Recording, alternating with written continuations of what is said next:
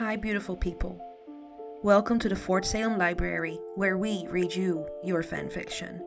So sit down or don't, relax or don't, and enjoy these stories in a way you have not before.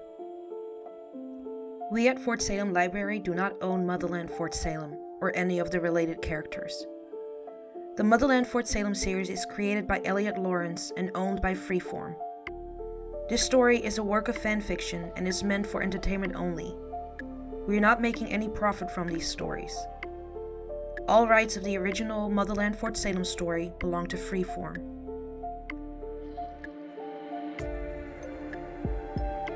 We also do not own Until Morning or any of its original characters and storylines. We did, however, get permission from the author to read their story. This story was created and written by JordanUnbroken, and you can find the link on our show notes. This story is being read to you by me, Britt.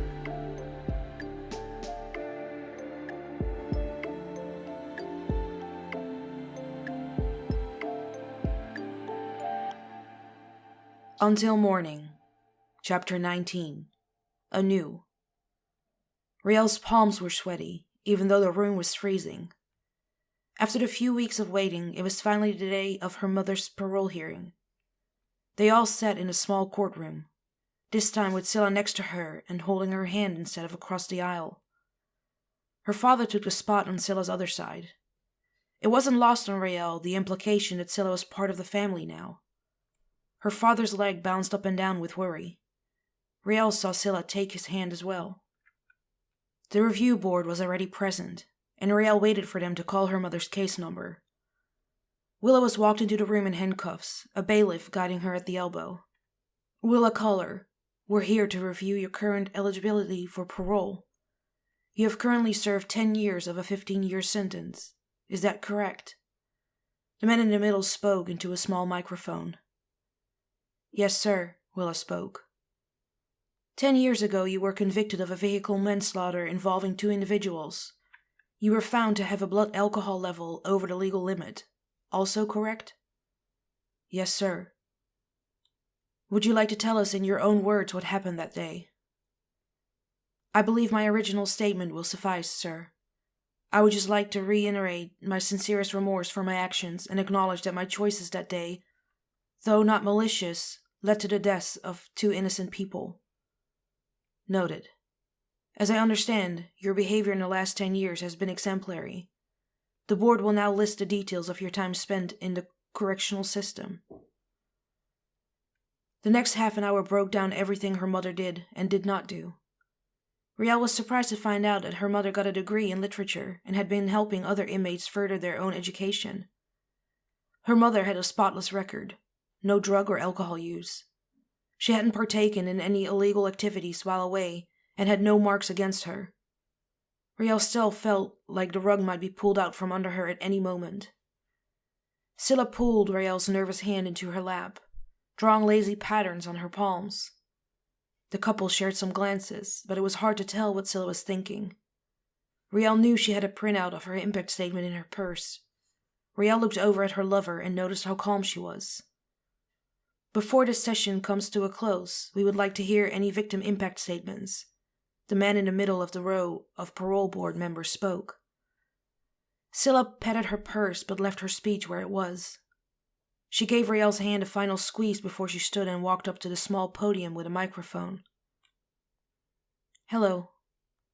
My name is Scylla Ramshorn, and my parents were the ones who were killed.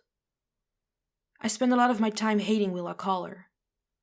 My life was hard after the accident. I didn't have any other family to support me and ended up in foster care, which wasn't exactly the best situation. After everything, all the heartbreak, I just want to move forward. I'm no longer angry about what happened that day, although I'm still so sad that my parents will never see what kind of woman I've become or what sort of life I've built for myself. I don't want any other families to go through what I've gone through. No family should be separated so tragically.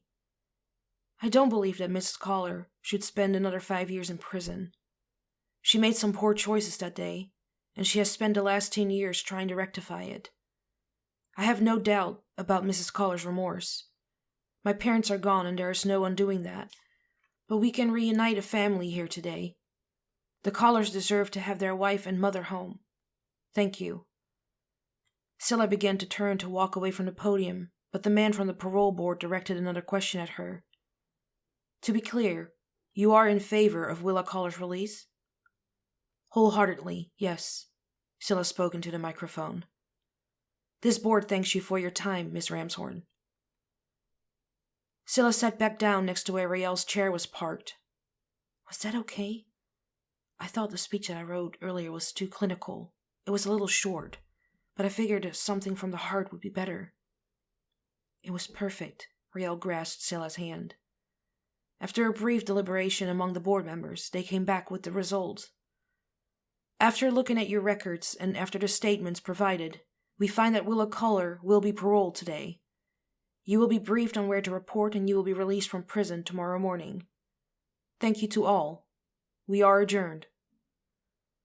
Rael couldn't help the tears that fell. Her father was standing as close to Willa as the bailiff allowed, crying and telling her mother, "We'll see you soon." Her mother's eyes glistened, but she remained stoic. Willa simply kissed her fingertips and waved, sending Rael a kiss. Willa was led back behind a door and Edwin came over to the two young women. "Okay," he said, dabbing his eyes with his shirt sleeve. "She's coming home, Scylla. Thank you for what you said. You didn't have to." "Of course I did. I spoke the truth. Your family deserves to be whole." Scylla brought intertwined fingers to her lips and gave Rael's hand a kiss. "Ready to go?" "Oh, I should at least stock the fridge. There's suddenly so much to do. You mind if I stop by the store on the way home?" Edwin patted his pockets for his keys.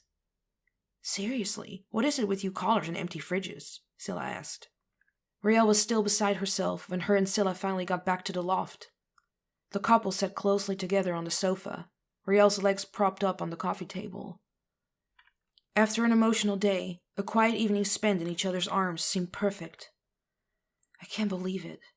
After everything, she's coming home. It's kind of hard to fathom," Rael said. "I can't wait to properly meet her. It's strange and scary. Also exciting," Scylla said, while Rael felt her girlfriend play with the hair on the back of her neck.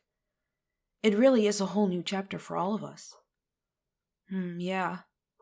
Especially once these bad boys are off." Rael patted her casted legs. "I can't wait to actually get tangled in the sheets with you," Scylla said, while nipping Rael's ears. Rael groaned. "Syl, making love with you is wonderful, but I'd much prefer it without the casts in the way." Rael turned her head and brushed her nose against Scylla's. "I love you," Rael whispered. "I love you too." Scylla's eyes pierced straight into Rael's. "I'm so grateful for you." Grateful for the truck that landed me in your ER? Rael playfully kissed Scylla. "No, don't even joke. I hate that you got hurt. Your legs are atrophied. You're going to have to retrain the muscles. You no longer have a spleen, and your head got knocked so hard you couldn't really speak for weeks." "Yes, and you were still hot for me," Rael smirked. "Excuse you, I was nothing if not professional." "Professional flirt, maybe." "Maybe you still have brain damage. Miss Collar, you were the one that started it, remember?" "Maybe I need a thorough examination, doctor." Rael laughed as Scylla straddled her lap. "You're incorrigible," Scylla spoke, bringing Rael's face closer to hers. "I'm yours," Rael said, looking into Scylla's bewitching eyes. "And I," Scylla said as she began unbuttoning the blouse, "am all yours."